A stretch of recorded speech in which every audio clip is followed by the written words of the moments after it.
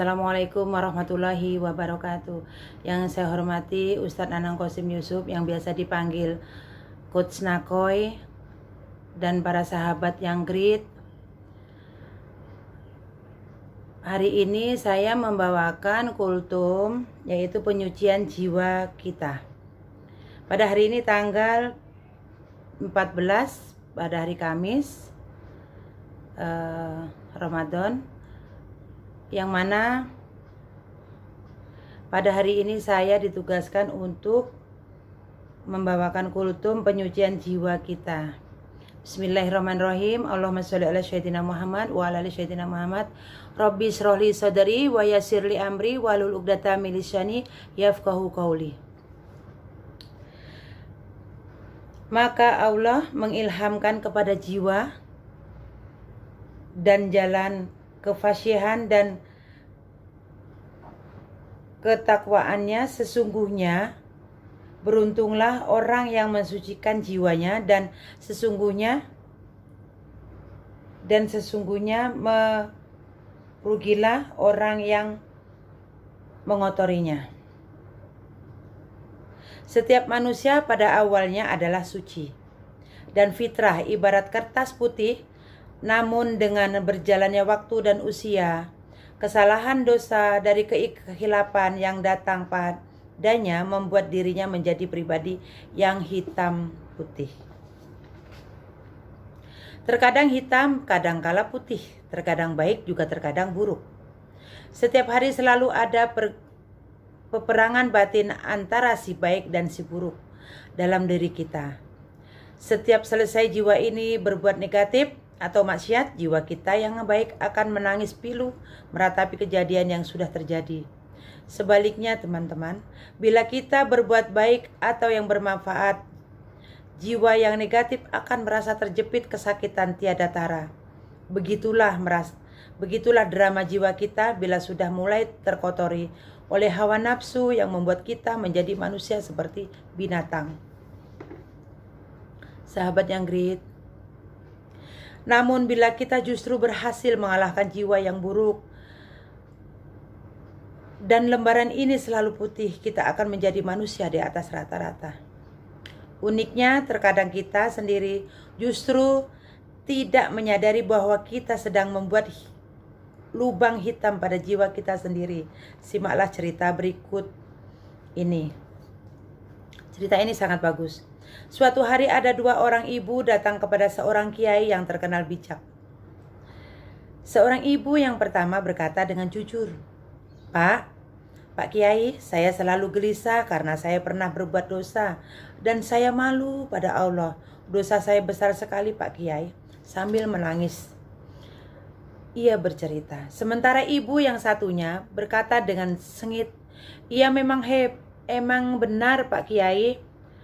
Saudara saya punya dosa besar sekali, kalau saya sih gak ada sama sekali.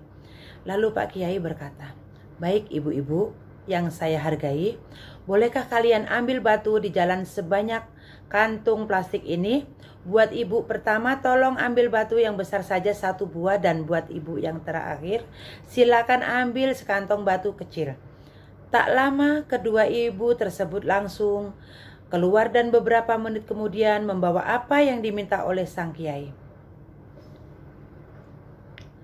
Lalu Pak Kiai bertanya ibu pertama, kau membawa 1 batu besar, seandainya saya meminta kepadamu untuk mengembalikan batu itu, di mana kau ambil, masih ingatkah?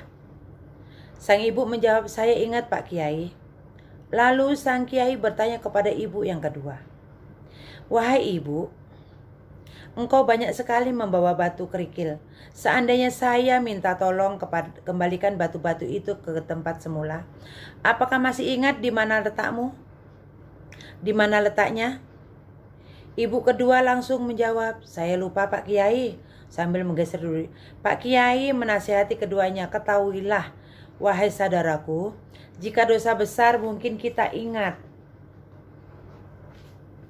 di mana letaknya, kapan dan apa yang kita lakukan. Namun dosa kecil ibarat batu kerikil yang banyak, hanya saja ketika ditimbang beratnya lebih besar daripada 1 buah batu. Sejak itulah konon katanya ibu yang kedua yang tadinya selalu merasa paling hebat dan suci serta menertawakan orang lain menjadi pribadi yang empati dan penuh kesabaran sejati. Dia telah menemukan pencerahannya. Sahabat yang great, kita kembali kepada lubang jiwa. Tanpa kita sadari, kita berikan titik hitam yang begitu tebal kepada jiwa kita, yang polos dan putih. Kita bagaikan sebuah pesawat terbang yang siap mengudara, namun karena kelebihan beban, pesawat hanya berputar-putar di atas landasan pacu. Jiwa yang tercemari oleh banyaknya dosa, keikhilapan dan tindakan negatif tanpa disadari akan menyebabkan sesuatu yang negatif kepada pelakunya. Oleh sebab itu, Allah sendiri memberikan motivasi kepada kita untuk senantiasa membersihkan jiwa kita sebagai mana yang tersirat dalam surat Al-A'la 87-14. Sesungguhnya beruntunglah orang yang membersihkan diri dengan beriman.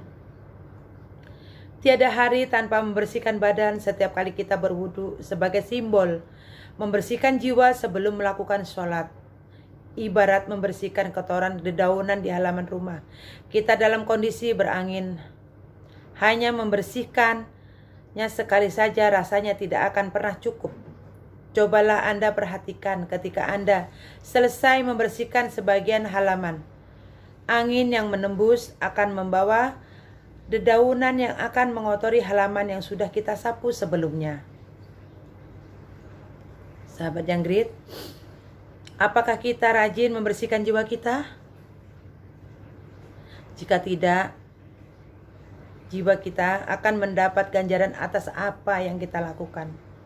Kita juga akan mendapatkan siksa jika jiwa kita melanggar batas. Hal ini sejalan dengan ayat Al-Quran surat Al-Baqarah yang berbunyi, ia mendapatkan pahala dari kebajikan yang ia lakukan, yang ia usahakan, dan ia mendapat siksa dari kejahatan yang dikerjakannya. Pensucian jiwa selama bulan puasa adalah kesempatan emas yang Allah berikan kepada kita. Mensucikan jiwa dengan Asmaul Husnanya berarti memaknai Asmaul Husna bukan lagi dengan hafalan, namun sudah menjadi bagian kehidupan Anda masing-masing. Mari dalam bulan puasa ini kita bertafakur dengan Asmaul Husna yang bisa membersihkan virus-virus benci dan kecewa dalam diri kita yang terdalam.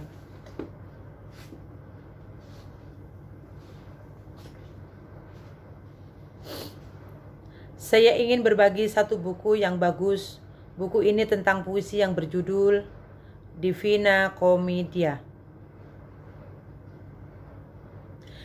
Pengubahnya adalah seorang sastrawan Dons yang mengatakan bahwa manusia secara fitrah sejak awalnya memulai hidup dalam alam sebagian, atau dia yang menyebutnya alam paradisa.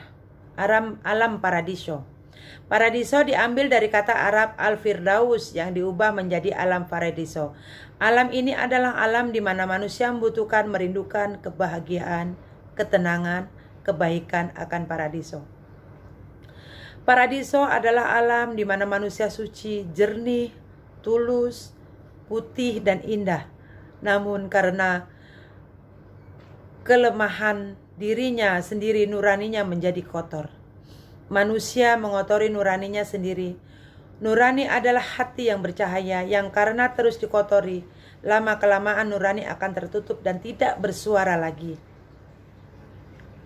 Alam disebut alam inferno. Penyesalan, perasaan bersalah, merasa tidak layak, dan sebagainya kemudian akan muncul.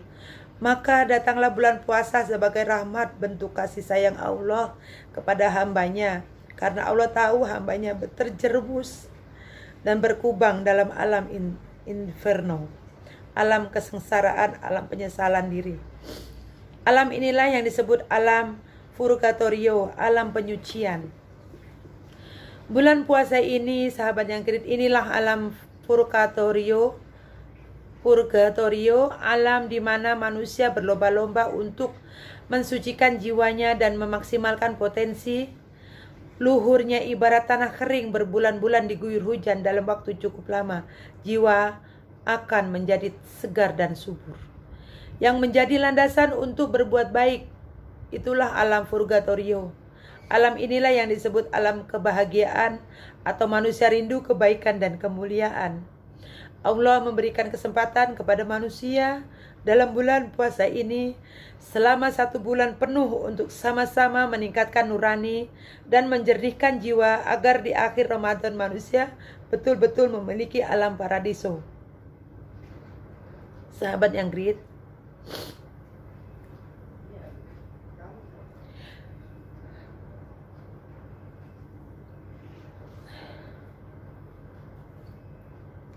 menggapai Al-Firdaus lagi, manusia betul-betul bebas dari tindakan-tindakan yang negatif yang kita sebut sebagai hari Idul Fitri.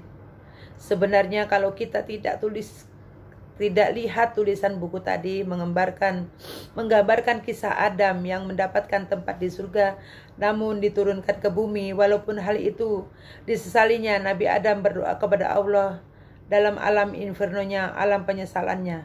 Ya Allah, selama ini hamba menzalimi diri hamba. Begitulah doa Nabi Adam kepada Allah sehingga kemudian dibukakanlah pintu langit untuk Adam. Begitupun kepada kita dalam bulan Ramadan ini, Allah membukakan pintu langit untuk para hambanya yang memohon. Dan ketika kita berhasil memiliki alam paradiso, hal ini selaras dengan fitrah Allah dalam Al-Quran yang berbunyi, dan bagi mereka disediakan Darus Salam, surga pada sisi Tuhannya, dan dialah pelindung mereka disebabkan amal-amal soleh yang selalu mereka kerjakan. Di